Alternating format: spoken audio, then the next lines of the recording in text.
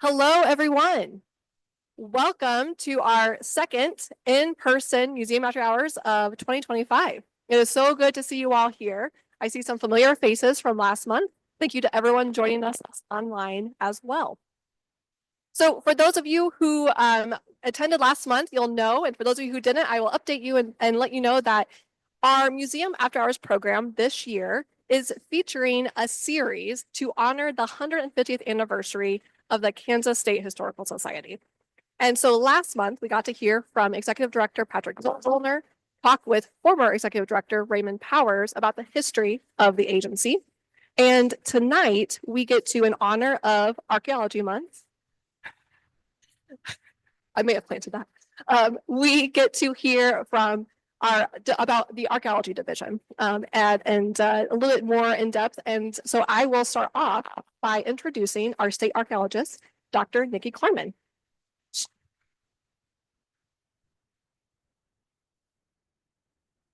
Dr. Nikki Klarmann came to the Kansas Historical Society in 2018 as a public outreach archaeologist. And then in December 2022, she became the state's first female state archaeologist. The state archaeologist position in Kansas is written into two state laws, the Unmarked Burial Sites Preservation Act and the Kansas Antiquities Commission, helping to protect unmarked graves and archaeological sites on state, county, and municipal lands. The state archaeologist also leads the agency's contract archaeology program, which partners with the Kansas Department of Transportation to protect cultural resources that may be affected by highway construction. Along with overseeing these projects, Nikki oversees the agency's public outreach efforts for archaeology, overseeing the coordination of the Kansas Archeology Training Program Field School. Recently, Nikki has spearheaded the agency's compliance efforts with the federal Native American Graves Protection and Repatriation Act, or NAGPRA. Nikki received her master's degree in 2014 and then completed her PhD in anthropology from Michigan State University in April 2024. Although a native of Texas, her husband's family lives in Kansas, and when opportunity presented itself to the Historical Society while still in graduate school in Michigan, they jumped at the chance to be closer to family. And I'm so glad she did. It is my great pleasure to have Nikki as my colleague, and with that, I will hand it over to her.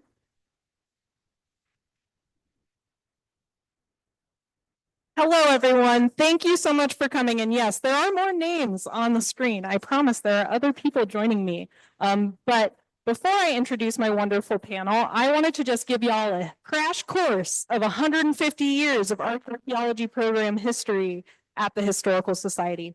Don't worry, it's not like 45 minutes long. I promise. It's very short, 10 slides. Bear with me. Gives you kind of a precursor to some of the things we're going to talk about. So the early days of Kansas archaeology from 1875 to 1899, originally our offices were in the state capitol building. Our focus was on preservation of newspapers. That's why we were founded.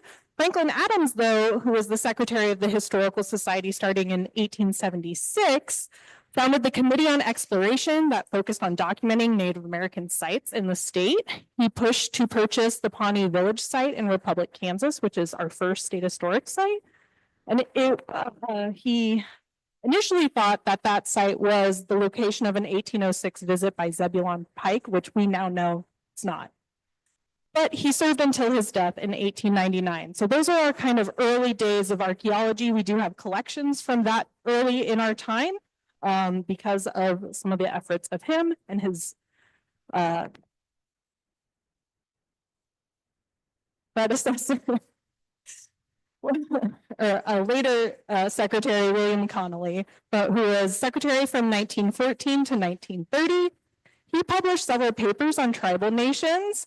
He granted commissions for specific individuals to conduct archaeological work in the state, including Mark Zimmerman and Floyd Schultz, who were avid collectors.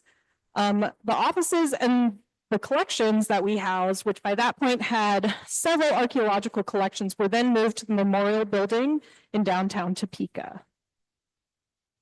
Roscoe Wilmuth was initially hired in 1957 as an assistant museum curator because we didn't have any archaeologist positions at that time.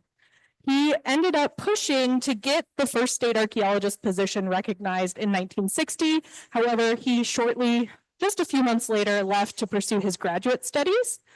But he was a big proponent of cataloging and reorganizing our collections, conducting highway salvage and surveys throughout the state as highways were getting put in. And then he did other excavations at sites, including the El Cordalejo Pueblo in Scott County, and of course, the Pawnee Village site in Republic County.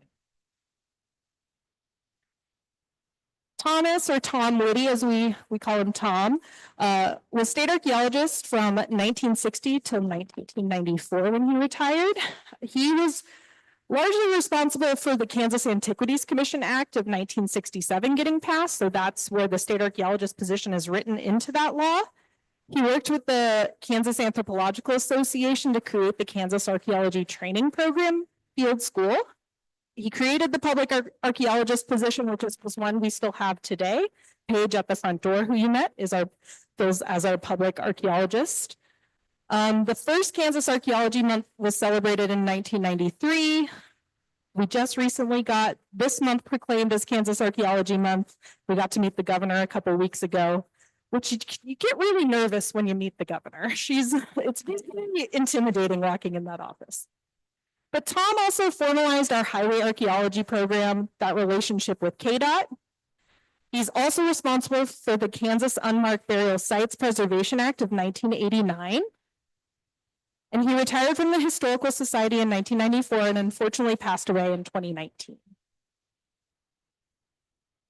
Quickly, I could do like 4 different lectures on all of these laws. But just in Tom's time as state archaeologist, several laws were passed that affect archaeological sites. Of course, the National Historic Preservation Act in 1966, which created the National Register, the Kansas Antiquities Commission in 1967, the Archaeological Resources Protection Act in 1979, which protects sites on federal land and tribal lands, the Kansas Unmarked Burial Sites Preservation Act of 1989, and of course, the Native American Graves Protection and Repatriation Act of 1990. That's a lot of legislation coming in that period of time in his tenure. The first field school, because we got to mention, was in 1975, the first official field school. We did weekend events with KAA prior to that, but the first 2-week-long big field school was at El Cordalejo Pueblo in Scott County in 75, as well as a site we call the Timber Canyon site. There were 90 volunteers who contributed almost 2,000 hours of their time. And that relationship with the Kansas Anthropological Association is one that continues to this day. We'll be in Lecompton this summer. If anyone's interested in joining us, got to do a pitch because it's close. So, the main museum building was built in 1985, but this side of the building was constructed in 1994, but the archaeology staff did not move out here until 95. And then a new storage bay was added in 2003, which houses our collections from state archives and archaeology. So we all came together in the 90s. Okay. After Tom, John Reynolds was state archaeologist from 1994 until he sadly passed away in 1997, too soon. He was the assistant state archaeologist under Tom Whitty. He was a very big advocate of the relationship with the Kansas Anthropological Association, and is a big reason why we still have that relationship today. He was a huge proponent of research. He wrote up several archaeological projects while he was here, and then he really was a huge advocate of experimental archaeology. If you all remember the museum before it closed, the earlier museum, the 1985 museum, John constructed the grass lodge that was in here. And then the other one he constructed is still at the Coronado Quivira Museum in Lyons, and you can go see that. He also compiled our comparative animal bone collection, which there might be an interesting story from our panelists about that. And then he served from 94 until his death in 1997. Dr. Rob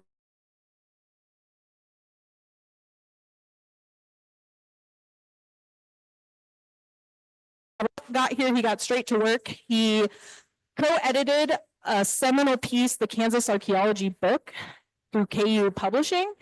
It's Students are using it in their intro classes, I know, and it's such an important piece in Kansas archaeology. He completed a long-standing report for 1990s excavations in Arkansas City. He published a ton and researched a ton while working full-time, which is amazing, and drafted addition to the Kansas Unmarked Burial Sites Preservation Act to create a state cemetery where these remains could be housed eventually. He also, recognizing his predecessor, nominated Tom Whitty for the Plains Anthropological Society Distinguished Service Award in 2007, and then he himself won the Kansas Anthropological Association's Lifetime Service Award in 2023. That's me. I started in 2022, but really in May 2018, so I've been here for a minute, but became state archaeologist in December 2022. The NAGPRA legislation, there were new regulations that came out last year, and we've been focused on complying with those. We fortunately had applied for and received $100,000 NAGPRA grant to fund a NAGPRA coordinator position that we still have here. And then we're working on continuing our relationship with KDOT through the contract archaeology program. And then we've worked to restart Kansas Archaeology Month, like we said. And then we're continuing that relationship with KAA through KATP. And then I really hope there's more to come. I'm still going to be here for a long time. So now I'd like to introduce my speakers. And you'll notice their bios are a little long, but you know, I think they deserve to be recognized for the work that they've done. Dr. Robert Hoard, or Bob as we call him, come on up. Retired from the Kansas Historical Society in September 2022. That's a way. After serving as Kansas state archaeologist since 2000, prior to his time at the Historical Society, he was born in Nebraska, getting his bachelor's from University of Nebraska, Lincoln, a master's from University of Oregon, and a PhD from the University of Missouri, Columbia in '92. He served as archaeology field director for the Missouri Department of Transportation from '92 until 2000 when he came here. Throughout his time here, Bob excelled in research and publications and in his teaching. Again, his volume, Kansas Archeology, is a seminal publication for up-and-coming archaeologists in Kansas and across the Great Plains. He also wrote regulations for UBS, helping to establish our cemetery there. Throughout his time, he worked closely with avocational archaeologists in the KAA and received their Lifetime Service Award. In his retirement, he's kept busy conducting research and authoring publications and serves as the secretary of the Ritchie Cemetery Friend Group, Inc., here in Topeka. He's also graciously come back to assist us as a temporary employee with the contract archaeology program on projects across the state. He also enjoys documenting wild native plants. If you do, iNaturalist is a wonderful app. Maintains a productive garden and enjoys chasing his grandchildren around. Ms. Virginia Wulfkuhle retired from the Historical Society in late 2017 after serving as public archaeologist since 1990. Prior to her time at the Historical Society, Virginia was born in Kansas, receiving her bachelor's from KU, followed by a master's from University of Texas at Austin. Sorry, I'm a Baylor grad, so I know. During her time in Texas, she worked for the Texas Historical Commission for 16 years and the Museum of Big Bend for 5 years before returning home to Kansas in 1990 to serve as public archaeologist. Virginia excelled in public programming and educational materials. She was an early adopter of the Project Archaeology curriculum and was a pivotal force in Kansas creating their own curriculum based on these principles. She also assisted the Museum and Education Division on developing the traveling archaeology trunks that thousands of educators have utilized in the years since they were offered. She was a leading force for the celebration of Kansas Archaeology Month in April. Since her retirement, she served as the editor of the Kansas Anthropologist, a scholarly journal produced by the Kansas Anthropological Association. She got the Kansas Anthropological Association's Lifetime Service Award in 2020. With her assistance, we've been able to renew our celebrations of Kansas Archaeology Month, which we kicked off with a visit to the Capitol building to see Governor Kelly signing a proclamation after a 15-year hiatus of Kansas Archaeology Month.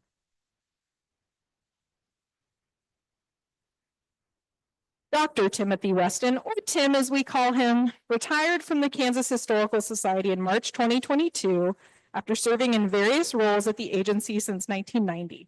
These roles included highway archaeologist, And then from 2004 until his retirement, he served as a State Historic Preservation Office archaeologist. Prior to his time here, he was born in Minnesota, eventually making his way to Colorado, where he received both a bachelor's and master's from University of Colorado, and then his PhD from KU. He has 2 grown daughters and lives in Lawrence with his wife. Since his retirement, Tim stepped up and is now serving as the president of the Kansas Anthropological Association, which has kept him incredibly busy, coordinating events and working closely with us on the KATP Field School. Welcome to Bob, Virginia, and Tim. Let me make my way up. So, when Museum and Education asked me to put together a presentation, I instantly thought of these 3 based on my time getting to work with all of them in various ways and the stories that they have told me over the years. And I said, everybody needs to hear from them. So although our archaeological history here started shortly after our founding, professional archaeological work did not take place until the late 50s and truly after Tom Woody's hiring in 1960. Thinking about the pivotal role the former state archaeologists had in shaping the archaeology office that you all entered into and helped shepherd through several decades, I'd like to take some time to focus on 4 topics that define our archaeology office since the 1950s. These topics are the Kansas Archaeology Training Program and our partnership with the KAA, the Highway Archaeology now Contract Archaeology Program and our partnership with KDOT, our public archaeology work outside of KATP, and the corpus of research that has been produced by this agency. Let's start with KATP, shall we? So it's our biggest public outreach event each year. We're celebrating our 50th year this summer. Could you each discuss the program, your role with and understanding of it when you first got here? How about after your time here and your role in the program today?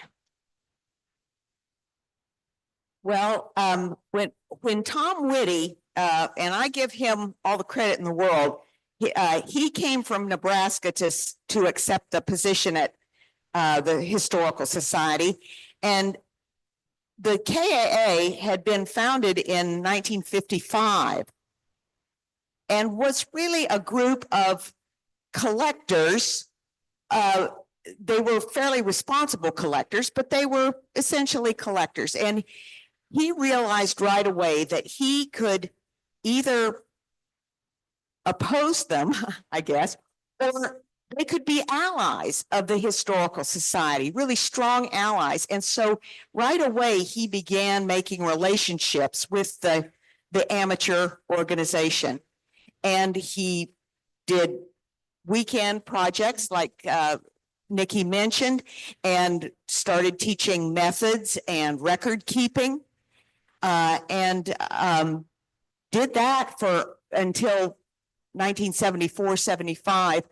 The KA members this caught on like a house of fire with them, and they were starting to lobby for more field work and to learn more, to be able to do things, more training. So Tom and several representatives from the KAA went to look at the program that was going on in Arkansas. They had it was pretty new, but they had a successful field school there. And the Kansas people decided that's what they wanted for Kansas. And so the program had to be a balance. It had to do responsible archaeology. The site always comes first, but it had to balance with actually teaching people, not to be archaeologists themselves, but to be able to participate under professional supervision. And really the program it's just amazing. The people that participate are from all walks of life. They are skilled. They have many skills, lots of background. They're of all ages, and they come back year after year to volunteer their time. And I just did a rough look at the figures over the 50 years of the training program. Those volunteers have contributed over 300,000 hours of labor to studying archaeology in the state. And some of those sites that many of the state historic sites we've worked on, but some of the sites we've worked on would not have been investigated any other way. There was no money or anything to pay for investigation of some of those sites. So with the field work and the lab work, the program has really, it's kind of the envy of many other states. And one of the things that also has come out of this, the people learn the field work and the lab work, but they also appreciate the stewardship of the sites. So they are some of our biggest advocates of preservation and reporting of the sites. Sometimes they kind of hold our feet to the fire, the professionals, for, we need to get these sites, the collections processed and analyzed and reported. And because that's a tough one in archaeology. We fall behind. We create backlogs many times. I wanted to say that when I first came in 1990, the people who were working for the most part on the training program were John Reynolds, Randy Teese, Bill Lees, Martin Stein, Diane Good, and Verna Dietrich in the lab. And so, those were all big advocates of the training program, and they made it go. We've worked in 33 counties, and this summer in Douglas County will be 34. Mm-hmm. And these sites, we've worked on Native American camps and villages, but also historic sites of all kinds, the forts, the homesteads, the trails, wide variety of sites. Along with the training with the field school is the KA certification program. And that's a kind of a self-improvement program that some, not all, KA members enroll in and work toward certification in certain categories: excavation, survey, lab, public outreach. But at the end of, when they fulfill the requirements for any of those categories, they are not certified to go out and do archaeology on their own. They agree and sign up code of ethics. All of the KA members do, to always work under the supervision of professional archaeologists. So very positive people there that learn to do all kinds of work. I think just in my career, working with KA members has probably been one of the most rewarding of the things that I've done. They're truly citizen scientists, and they as I said, they come from a wide range of backgrounds, but they're all interested in the human past of Kansas and the Great Plains. So I'm a big KA advocate. Well, all of you after retirement have contributed incredibly to KA. Specifically, Tim, while working here, you assisted some with the KATP while SHPO archaeologist, but now you serve in a completely different capacity for KA. Can you kind of reflect on that unique perspective that kind of hope, I think, would probably bring you? Can you all hear me? Okay. Well, I came here just a few months after Virginia did in 1990. I came here in August of 1990, and I visited the KATP the first few years that I was here. The staff as many of you know, was much larger at that time. And those of us in the highway program were not tied to the KATP, but I visited several times. And as Bob, as you described it one time, it was like an army. I mean, I went out there and there was this huge crowd of people, and it was all very organized and very meticulous. And after Bob's arrival, then I began helping teach classes and teach folks how to excavate and that sort of thing. Working with avocationals with the general public was not part of my original training. And I didn't come to that until I came here. And because I think in a lot of professional archaeologists, and well, I guess we'll touch on this later, I worked for a consulting firm before I came here. There are requirements in the Section 106 legislation for public outreach, but the reality of it is that you just don't have time to do a lot of that. And the sort of program they had here came as quite a revelation to me. I could see that there was all this, there was good work going on, work that would not be done otherwise. And then I came to know the folks who were in the program. They invited me into their homes, and I came to know them over the years. And it seemed a very worthwhile thing to continue with. When I retired, I was approached about a week after retirement to ask if I Didn't have a long retirement. will you run? Probably iron is hot. And yes, and my wife said, you really need to do this. So I did this. And being in a volunteer organization, I had belonged to the KA for ages, but I had never been an officer. So, that I've been learning all that the last couple of years. But the thing about volunteer organizations is it's not like a work environment that I came from. As many of you know, you can't order anybody to do anything. And the problem is often getting people to do stuff. But what I have found with the KAA is, if anything, people are running up and shaking me by the collar and saying, I need to do this and we need to do that. And whatever I ask people to do, or I and the other officers ask them to do, they'll do. And so yeah, they'll always do what is asked of them, and it does.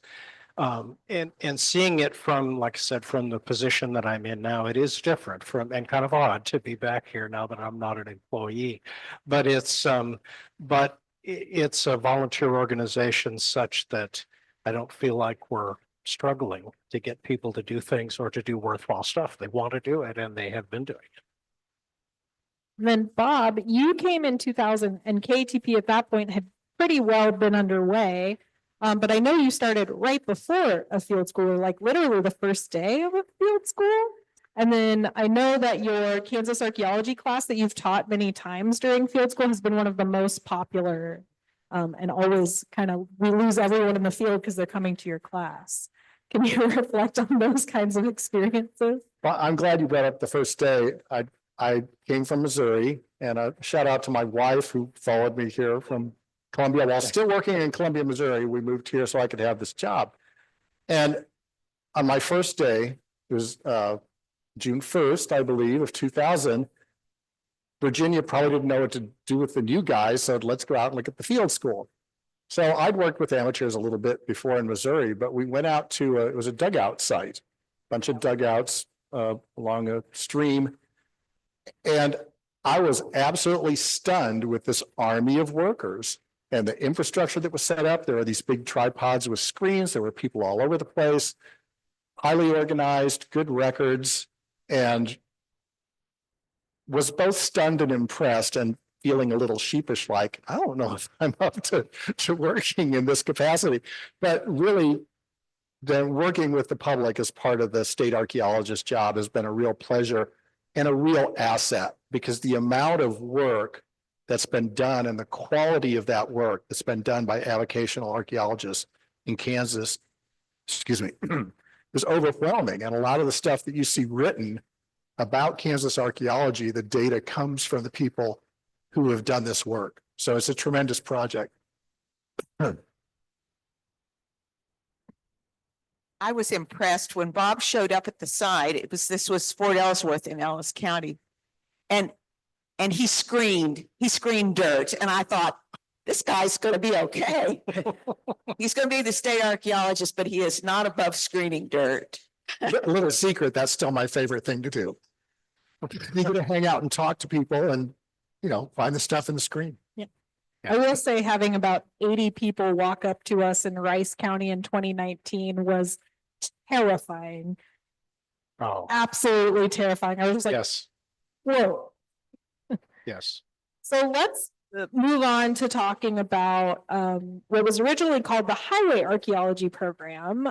Tom Whitty was instrumental in establishing that program through what was then called the Cooperative Agreement with KDOT.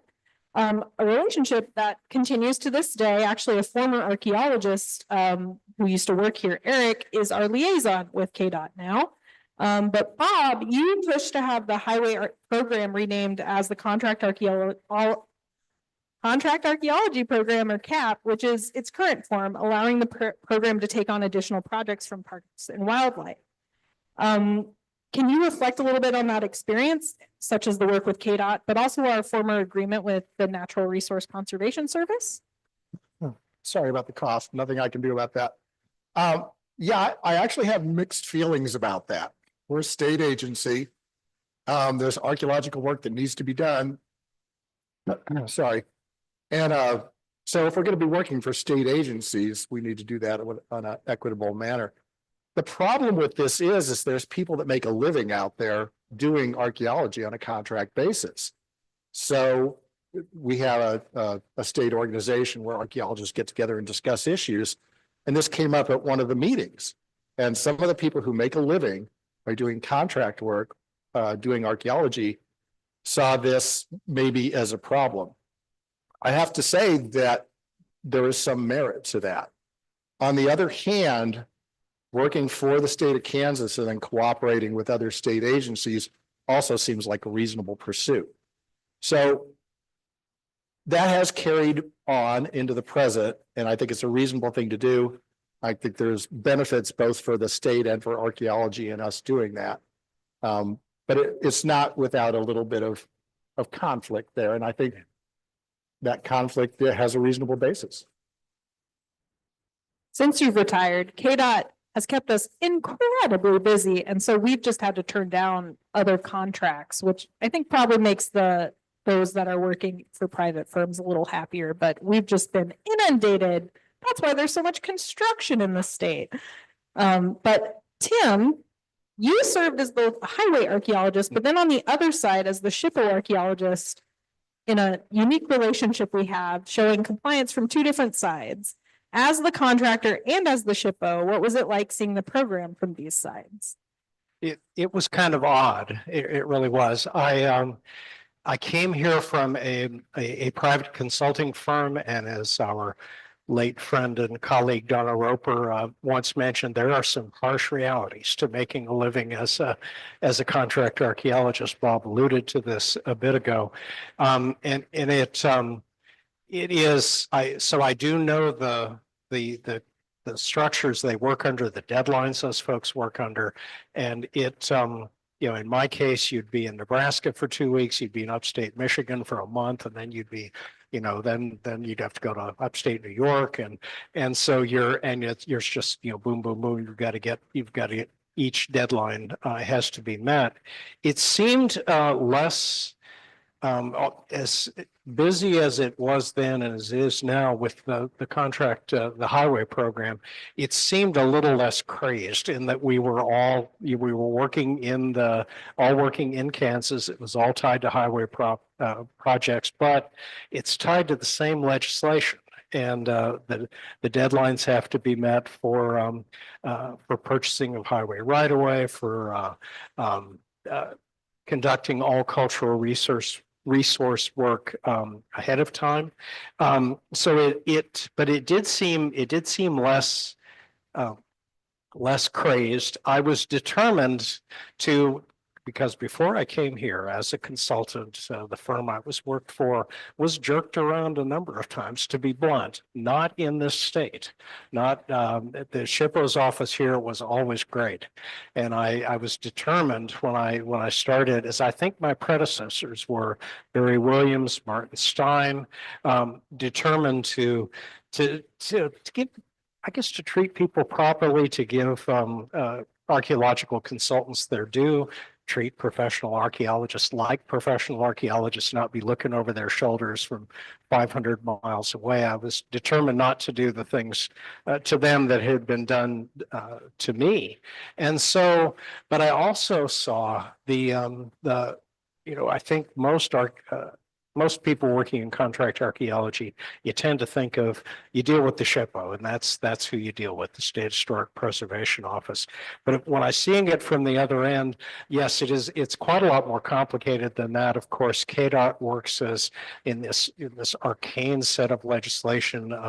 KDOT is actually an agent for the Federal Highway Administration, and because federal agencies take the lead, so I got to know all the federal agency people. They generally don't get involved until you get down to where you're preparing for a major excavation, or unless something really goes badly. And usually you kind of meet them to sign documents and things like that. But yes, it was an odd transition from being a consultant and then the highway archaeologist and then being in the regulatory end of things. So we're going to move to our third topic, public archaeology, and really the best person to answer and talk about public archaeology would be Virginia. So Tom Whitty created the public archaeologist position at the Historical Society and was a huge proponent of public archaeology. Virginia, you worked with Tom and you served as the public archaeologist for almost 30 years. What would you say has been the biggest impact of that role? And can you reflect on the programming you instituted, such as A Place to Call Home, Project Archaeology, and the initiative to help spearhead Kansas Archaeology Month? Yet again, giving Tom Whitty credit, there are very few states that have a public archaeologist. And so as I would at conferences and stuff, when I would go, they would say, wow, Kansas has a public archaeologist. That wasn't it wasn't a priority with other states. So we had a great advantage there with the public archaeology position. And people who preceded me in that position were Don Rollison, Randy Teese, Bill Lees. They all contributed according to their strengths. I don't think there was a better public speaker for public outreach than Randy Teese. Don Rollison, well, golly, he could just charm the socks off of anybody, and then went ahead to be a historic sites administrator at Cottonwood Ranch. So I had a good basis. When I came in, I had a real good basis. The position shifted a lot depending on what the priorities of the agency were from year to year. But one of the things, Bill Lees, he was a historical archaeologist by training, and the KAA had a newsletter, as still does, and a journal. And he upgraded that journal into a scholarly journal called the Kansas Anthropologist. And we publish articles by avocational archaeologists, by professionals, sometimes historians or ethnographers and stuff. And it really has a niche in publishing. I still publish that. I mean, I edit that.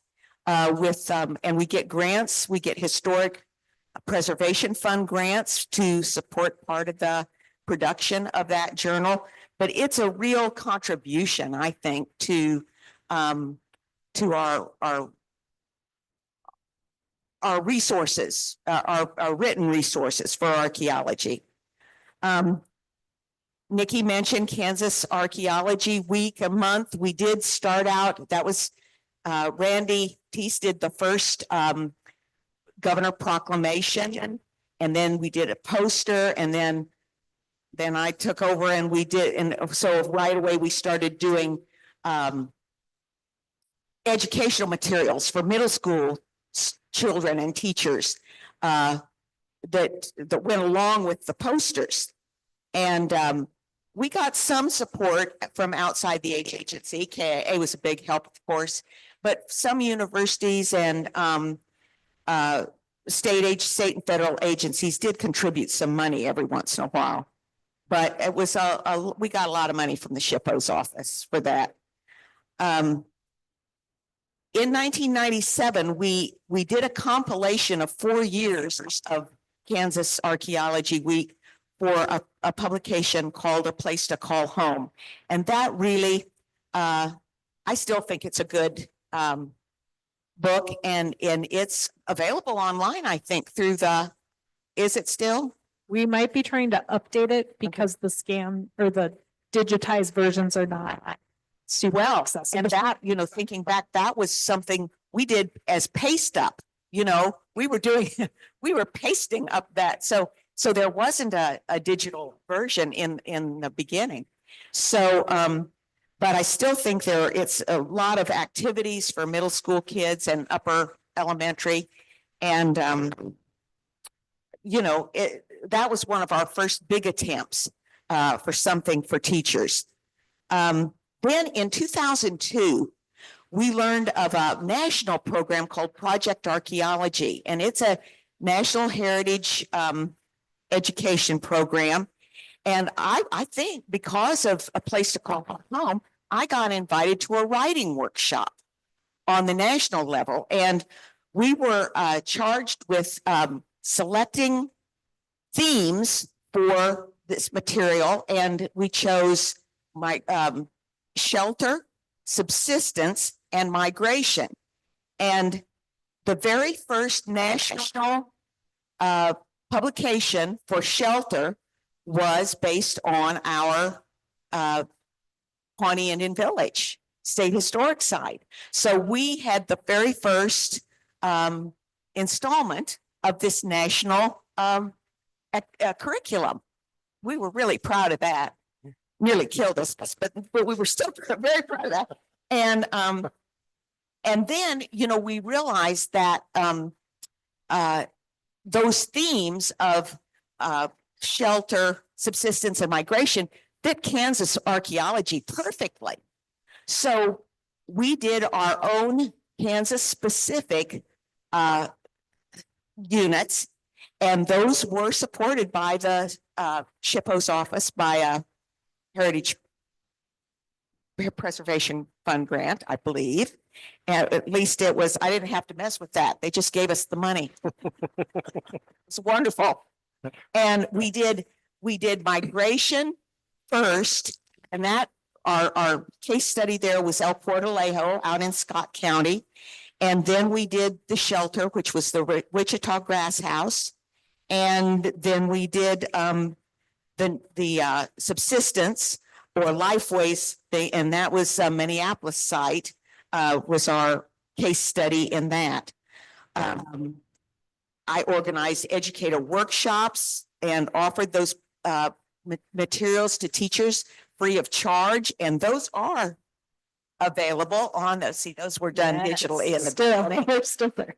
And so those are offered on high quality PDFs. Any teacher, well, anyone in the state can download those from the KSHS website and use those in any way they want. And it's good material, at least in my opinion.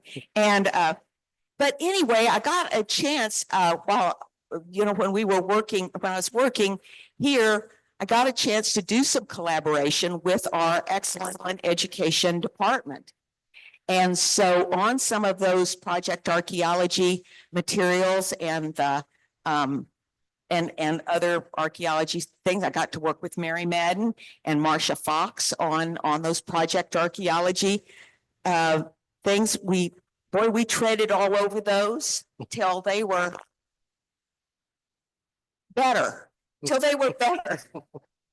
And then I got to work on, with Lois, here there, on Kansas Day and on, traveling trunks.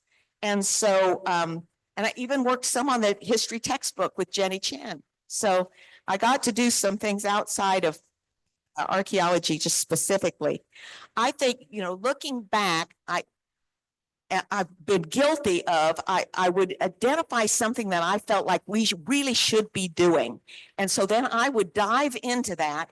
And then, of course, I would be pulling my colleagues along with me. Because of course, there's the things were always bigger than one person could do. And I will say that I always got support from my colleagues and from my superiors here. And I'm very grateful for that. It was never the same job any 2 days in a row. Can I jump in on this? Yeah. So a tremendous amount of work has been done to interpret the archaeology of Kansas for the public. And that's unusual. I think Kansas is unusual in that state, in that facet. So I want to emphasize the fact that a lot of archaeology gets done, a lot of field work takes place, a lot of analysis gets done. And then there's a problem in that sometimes a lot of times, it doesn't get written up. Taxpayer money is used to support this. So it's really critical to write up the results of the research that you do. I think the Kansas Historical Society has been good. But then what Virginia's talking about is taking it a step further, in that if you read a lot of archaeological technical reports, it won't make a lot of sense. You need to boil this stuff down and deliver it not only to the public who aren't specialists, but to kids to get into the curriculum just a little bit, just so that they know that there's 13,000 or maybe more thousands of years of archaeology in Kansas that there's to be learned about. So I really appreciated your efforts on that, Virginia. I think it's critically important. I think Kansas is very distinguished in that way. Yes. I enjoyed my time as the outreach archaeologist. You guys made my job really easy. So moving to our last topic of research, John Reynolds was a huge proponent of research and spearheaded experimental archaeology, part of the reason why we have a animal bone comparative collection. And of course, the grass lodges, which were pretty remarkable feats. I wanted to kind of talk about our role in this agency and in the state in research being pushed ahead here, and specifically, Bob, about your Kansas archaeology book that you co-edited with Will Banks in 2006, because it truly is a seminal publication. I buy it for every new staff member that shows up here and works with us, and I'm like, here you go, you need to read this. It was one you gave to me actually when I started, and it really stuck with me. So how was that experience coming from Missouri and not really having a background in Kansas, working on that publication? And what spurred that research for you and the compilation of that publication? I honestly don't remember what spurred it, although I remember we have the occasional meeting of archaeologists from around the state, and we discuss issues and everything else. And I remember announcing the notion that we should have a textbook on Kansas archaeology. And it was kind of like, yeah, good luck with that. Because it's difficult to get authors either to write a book like that, which no way I could do that by myself, but to get authors together. We did manage to pull that off, though. And thankfully, we had the support of the Kansas Historical Society. Our executive director, Jenny Chin, was for it. Without that support, we couldn't have done it. Will Banks and I had to wrangle a number of people to write separate chapters and then fit them all together. Real learning experience publishing something through a press, more than just a journal article. But I'm delighted to see that it has been adopted in a number of levels, college classes and probably high school classes as well. I have to say there was a precedent to the book. What was Pat O'Brien's book? Kansas Archeology. Yes. And that was a good book, but it was kind of written for the level of archaeologists, and Kansas Archeology was really intended to go for a broad audience and yet be accurate in terms of what professional archaeologists see for the state. So it was a way to get it out there for general population of Kansas to understand prehistory. We did, oh, boy. Walter Wadle, working for the Smithsonian Institution, put out an excellent book in 1959. Yep. Still useful today. I still refer to it, but I think for non-archaeologists, it's a little pithy. So Wadle's book, Field work that he did for that was in the 30s and 40s. Yes. So it needed an update, and Bob took it on. I was amazed that Will did too. Yeah. So was I. because archaeologists just don't agree on much. We're an odd bunch. I disagree with that. Well, Okay, we've talked about all four of our topics. It's about 7:21, but I did want to ask before I ask my kind of closing question before we open it up to our lovely audience to questions. Are there any just kind of like fun stories or anecdotes about your time working here that you'd like to share with us? Virginia might have plenty. well, Nikki mentioned that John Reynolds initiated the faunal collection, the type collection. And the archaeologists used to, this was when we were in the memorial building down at 10th and Jackson, beautiful building. Archaeology was on the 4th floor. And so we had access to the roof. So the archaeologists would bring roadkill and stuff like that and put it out on the roof to deflesh. And it was probably pretty fragrant out Yes. there, especially in the summer. Yes. And the people in the Santa Fe Santa building. Fe building next door were looking down on that roof. They didn't appreciate the scientific value of this collection being formed. But when we moved out here, all that, of course, had to be cleaned up and organized and everything. And they did have, the archaeologists had 2 big freezers up on 4th floor that had roadkill waiting to be processed. And we discovered that one of the freezers had lost power. At some point, we don't know when. And so that freezer was just hauled away. It did not come here, thank goodness. Yes. We didn't contaminate the new building, but we do have a pretty good faunal type collection as well as a lithic type collection that people worked on. John Reynolds was an expert flint knapper, and Bob has done quite a lot of work with ceramics, as did Randy Teese. So I think that's another area where Kansas has done some work that other states may not have the benefit of. That because you learn a lot trying to do things the way they were done in the past with only the tools that they had. I did one time, Bob had very meticulously collected a bucket of soil, clay, to do some experiments with on an archaeological project. Didn't realize what it was. I emptied it into the back dirt. Not one of my better days. Well, I guess Virginia and I knew John Reynolds. A few people in the room here did, and he was a wonderful storyteller. And so I guess the anecdotes are always going to be about him. But he told all these wonderful stories that had names. You know, the pig story and the bucket of blood story. But the one he told Virginia and I we referred to as the elevator story. We were at the old building, and it had one of those really terrifying freight elevators in it. And the field equipment was stored down in the basement in the lowest part of the stacks. And they, at that time, they used the big tripod screens that are now, there are poles for those. They used 2x4s at that time. And we were helping him load stuff into this frightening elevator.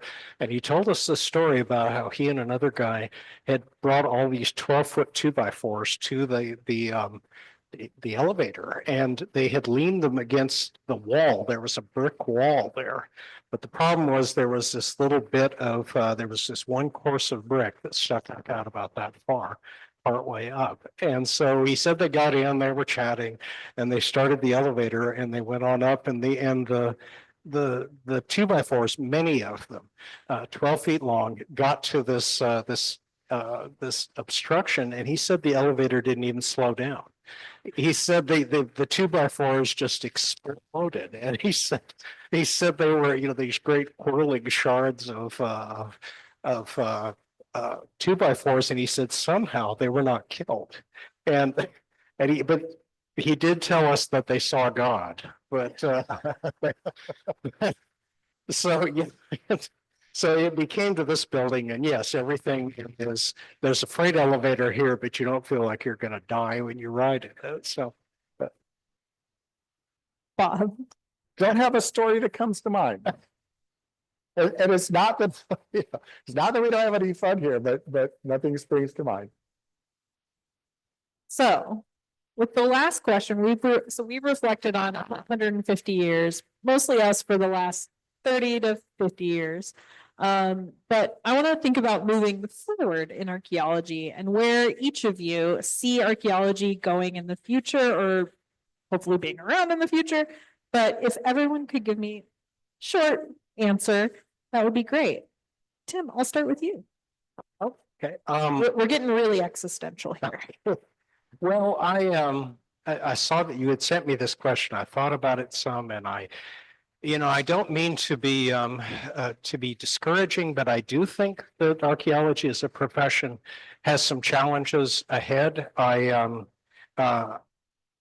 I came in with, I guess, what I would call the crest of the wave into the profession in the 1970s. God help me, when it was right after a lot of the federal legislation had been passed, including what was then called the Moss-Bennett bill, which allowed a funding mechanism for big contract archaeological projects. I worked at Truman Reservoir before the reservoir was there,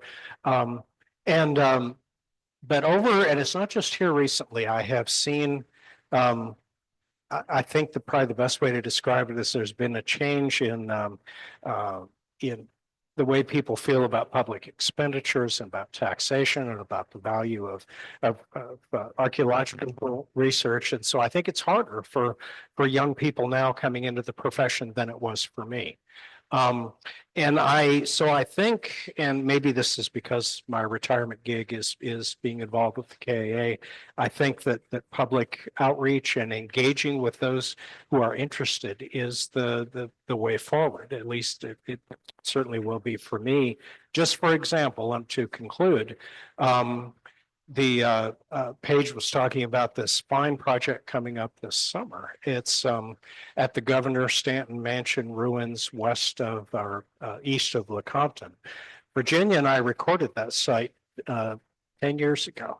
And one of our KAA officers came to me last summer and said, hey, I have some family ties to the folks who own this property, and I think they might be willing to host a KATP, and I was just astounded. And so it comes back to, I think, it's worthy of engaging with the public, because all kinds of cool stuff happens. So that's where because this cool stuff that we're going to see this summer would not have happened but for the KATP. So, and I think, is that Angelo in the back? Yes, the unnamed officer is there in the back, who I just couldn't believe it when he came to me. I said, really?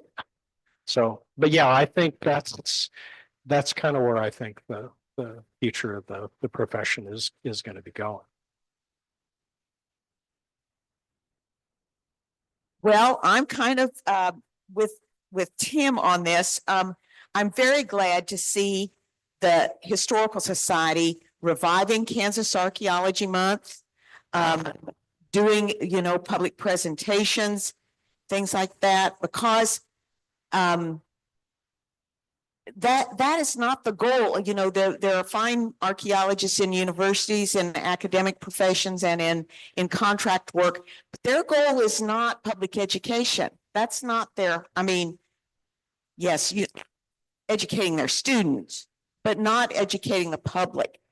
And if Kansans understand more about what we can learn from archaeology, they're going to be more appreciative of the sites, our sites, and more, it'd be more probable that they would support preservation and conservation of those important archaeological sites. So I really do see, I do see that the public outreach is really going to be so important. And a lot of archaeologists have acknowledged this for years, but they always want somebody else to do it, you know? And I see that the Historical Society are the people to do it. Yeah. And along with partners like the KAA.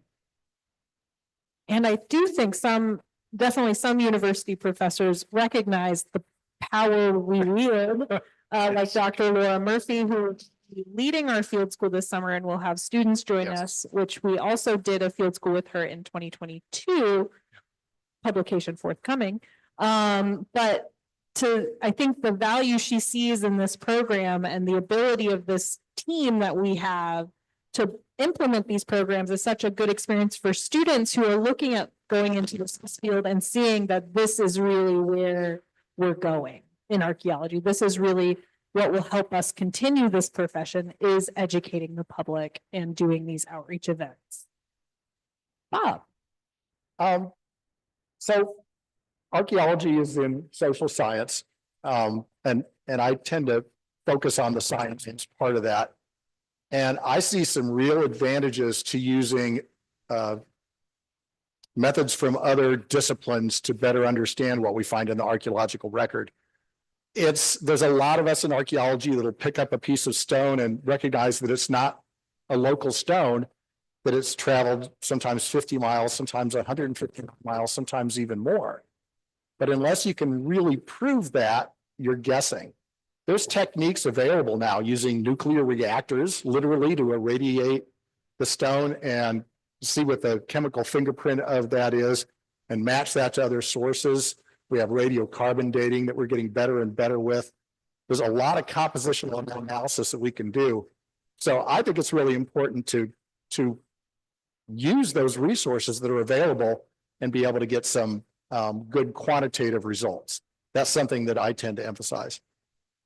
On another side, archaeology is a social science, and in recent decades, archaeologists are finally starting to talk to the people that they've been studying for years. And by this, I mean people who were here before Old World people started coming in the 14 and 1500s. The native people who were here have their history as well. And we need to take those histories into account. There's a lot more effort in recent years, and Nikki's very much a part of this, doing our work with repatriation of remains, to make sure we're listening to others, not stories, other histories as well. This is also true of African Americans, who have often an unwritten history, but an oral history, and are unrepresented in our current history. I think bringing in those factors is important. I think it's accelerated dramatically in the last 10 or 15 years, and it's a good sign. Wow. Thank you all for joining us. Can we give these wonderful panelists a round of applause?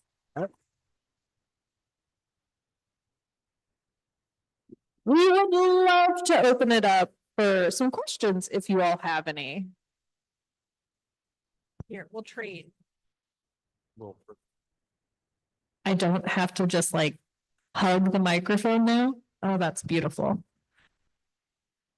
So how do you know that a site you choose for the KTB is going to yield results? That's the key question right there. Well, we've had some duds. We have. You know, we have, and we've been very lucky to have some very productive sites. And we do a lot of preliminary work before we go out to a site. Yeah. And for our training program, because we have many people and many levels of skill, we have to be careful about how we choose a site for the training program. But But we always do map work and look at previous publications and go out and do a site survey and maybe do some testing with a auger or you know, some soil core probe or something like that. And we try to identify, and then we look at the topography and things like that too. And as Bob was mentioning, now we have things like LiDAR and stuff, so we can see a lot more about the ground surface than before. But it's going to use a bad term there. It's always a guess. If we knew what we were going to find, we wouldn't have to dig this. Can I also add to that is Virginia's been very good about making sure we move throughout the state. And we try to hit the far corners of the state to make the program accessible to people. You might not be able to afford a hotel room every night. So we tried to move around in the state, and I think she's done a pretty good job of that. Yeah. And also, when you don't find something or don't find artifacts or features or things like that, that also tells you something, that teaches you something. And a couple of years ago, we had to keep reminding participants that it's not always about what you're finding in the screens, but I got really, really excited about stains in the soil, and they should get excited too, because we found evidence of a wickiup.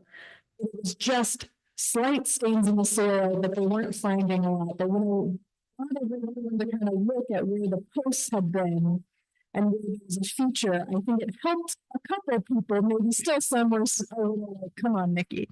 Geek out about these kinds of things, because also not finding artifacts there means that people maybe didn't leave things there, or didn't leave things there, and so that still tells you something.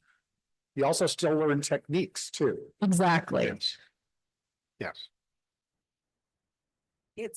What's really bad is when somebody has worked on a very productive site one year and then the next year not so much. That's tough Yes, for the amateurs. for volunteers just starting out, people like to find things. And so, yes, I have had those negative evidence are important discussions with people, and it's, I don't quite have the hope for it that I used to have, but it is, and Nikki's right. It's important to know where stuff is not, but yes, we try to choose places that people will find things and will feel like it's productive.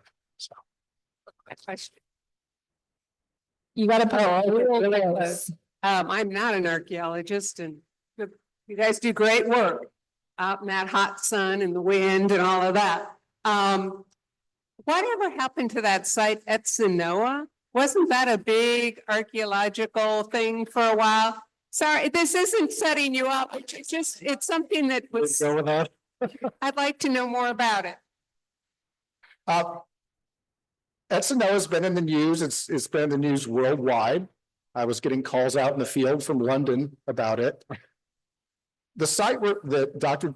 Don Blakeslee of Wichita State University, now retired, refers to as Sanoa was actually excavated by the Kansas Historical Society. Tim, you were part of that. Was it 1990s? It was 1990s. 1992 to 1996. Yeah. We were out there 4 years. Yeah. All around. And this was part of there was a highway proposed. And before federal money is spent, you have to make sure you're not going to destroy an important archaeological site. So an evaluation was made that, yeah, there's some pretty important materials here. So years of excavation took place on that. There was a delay in getting it written up. It's one thing to excavate a site for a couple of years. It's another thing to do all the analysis and then compile it. So in my opinion, that material was sitting unrecorded, and eventually we got all the players together to come out with a major volume that was published by this agency. So that work was done by the Kansas Historical Society. Dr. Blakeslee then started looking at historical documents and has made a connection between some Spanish expeditions in the 1700s, I believe, and referring to a large Wichita village referred to as Sanoa. And he has made the claim very loudly and very publicly that that's what these sites at Arkansas City are. Whether they are or not, I don't have the expertise to address that. But that's work that the Historical Society did do. And even before that, those sites, some of those sites were recorded by Waldo Wadle. Yes. Yeah. I mean, this was not new information. This was not some huge discovery of some lost civilization. That, nuh-uh. No. But as Bob said, there was this connection with historical records, with archival material. And for that, they deserve credit for that. I'll say, I'll let the ethno-historians battle out whether Yeah. those sites are actually at Sonoa or not. Yeah. But it's plausible. It is. Did we tiptoe around that one well enough? It's kind of controversial. Okay. So what has been your favorite find on a dig?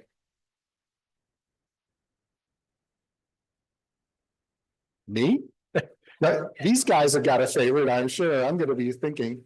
When we, in 1992 and 93, we were at a site called Sharps Creek. It was down in McPherson County. It was a Great Bend aspect or proto-historic Wichita Indian village site. Actually, it was probably a sheet midden over storage pits that they dug these deep storage pits. We found on a feature there that I believe was a pottery making area. And we found clay,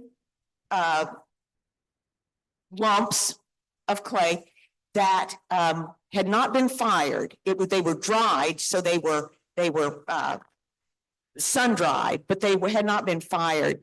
And in that were the fingerprints of the people who were making pots there. And there was just nothing like that to see the actual evidence of the Native Americans who were making ceramic pots on that site.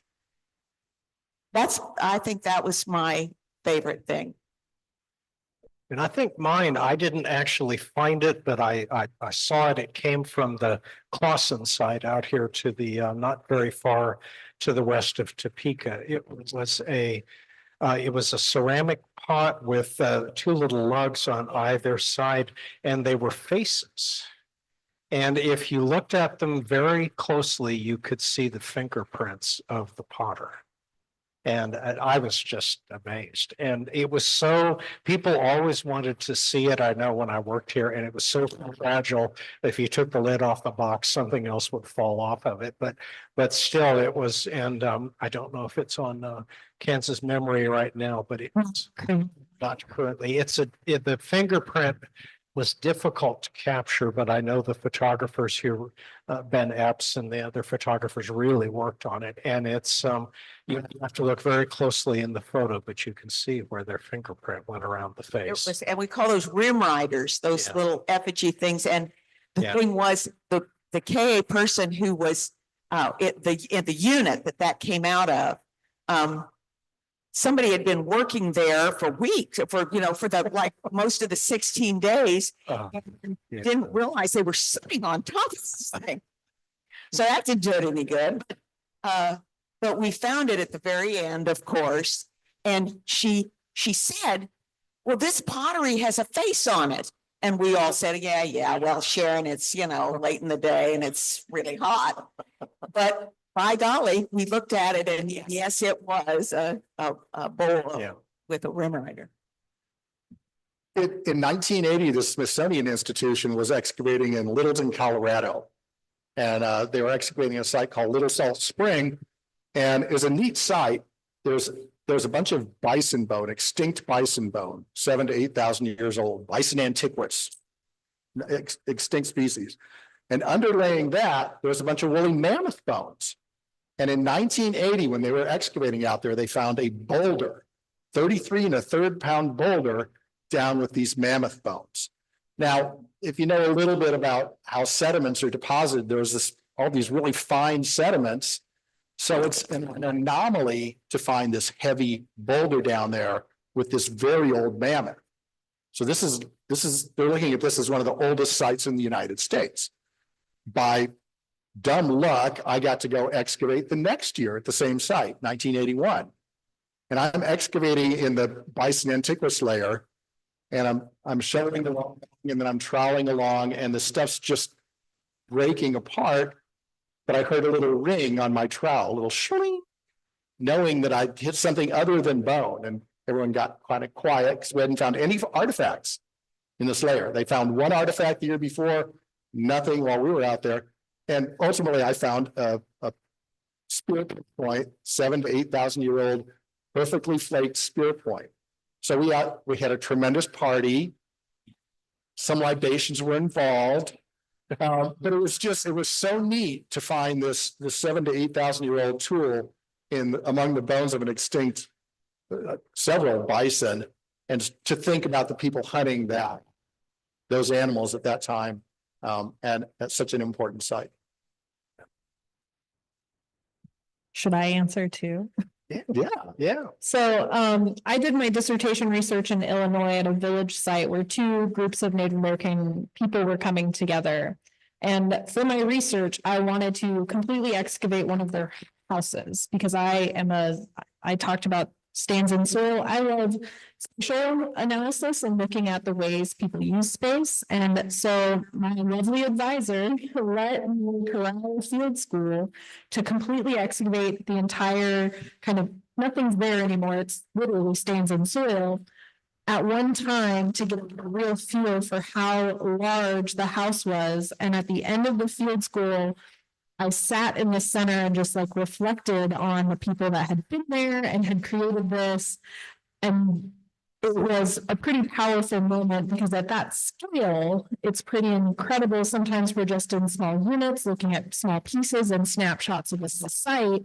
This really gave us a picture of the people and it had burned down, actually. The house had burned down. And so we had found pots in the house from these people that had lived there. Some were upside down drying, others were just waiting outside. And it was a pretty incredible experience that, yeah, the end. I think do we have time for one more question? One more. I saw one. Yeah. I was just wondering if you could answer, is there a dream site in Kansas that you wish you could excavate in the future, if you could say? A dream site, is that what you said, sir? The one I had always wanted to work at was the Tobias site, and it belongs to the State Historical Society. It's a ancestral Wichita Great Bend aspect site in Rice County. And in 2019, before I retired, the chance came, and I got to be there for the training program for the whole 16, I guess it was 16 days on that one. And yeah, that was the one I had always wanted to work at, and just kind of unexpectedly, the chance came. We ended up putting Tim in a kind of far area because I spread everybody out across the site, which didn't help. I was 6 months pregnant at the time, so I got gatered around the site. But we sent all of our new participants to Tim because he was in an area that was quite fruitful, and including my in-laws got sent to Tim, and everyone coming up from that area could not stop talking about how great of a time they had with Tim down in his area, and they were like, "Why do I have to move?" But that was a really incredible experience. Yeah, it was a rather ordinary looking area, very low mound. It was a trash mound that I think started out in a low spot. And we thought maybe there would be pits or something underneath it, but there weren't. It was just this mound, but it was big enough that everybody could work in it. And it was extraordinarily fruitful. Found a lot of bone tools, which are my specialty. And so, yeah, all this cool stuff, and very enthusiastic awful lot of students as I remember it. Teachers and enthusiastic people running toward us is maybe what I remember of that. Made me nervous they would fall in a badger hole. Yeah. We had a field school site out in Ellis County. And I'm very interested in Western Kansas and in the beginnings of pottery, because people have been here for thousands of years, but pottery is relatively recent, the last 1,000 to 2,000 years. Found a site, some local amateurs informed us about the site, went and looked at it, looked promising. And I had the chance to excavate one of these early sites out west that has some of the very earliest pottery. Also, there's a worldwide link between agriculture and pottery, because if you're growing grains, it's pretty convenient to be able to cook them in a pot. So there was nothing spectacular about this, but the data that we got was good. We got some of this very early pottery. We got radiocarbon dates off of it. We found the remains of wild plants that were there in high concentrations, more than just a natural concentration, and possibly beginning to be domesticated. The seeds are a little bit larger than normal. So again, nothing spectacular, but it checked off a lot of things in my little book on to learn about it. I'm still interested in that time period. When that field school was, what, 10 years ago? Still Yeah. thinking about that time period and the results of that site. So that was a good one for me. I always think there's a site, it's the one that got away. And I think about it occasionally. It was a highway project, or I suppose it could have been a NRCS project. But Marlon Hawley and I took a crew down. It was near Eureka, and it was on a farm. It was in a farmyard. In fact, it was in the cattle pens. Goody. And it was raining. I remember this, and we finally had to give it up because it started lightning, but that site was exceptional. We found projector points. Of course, this was all in this muck that the cows had dredged up, but there were projector points from a lot of different time periods. And the setting was right. That was a special site. But they avoided it. The landowner did not want to do the project. I think he gave up the project because it meant that he would have to let archaeologists on the site, and he didn't want the state working there. So we never got to look at it further, but man, I think about that site. That was an important site, but we never got to investigate it farther than that. Oh, well. Well, I think that is a good stopping point. If there could be one. Can we give our wonderful panelists one more round of applause?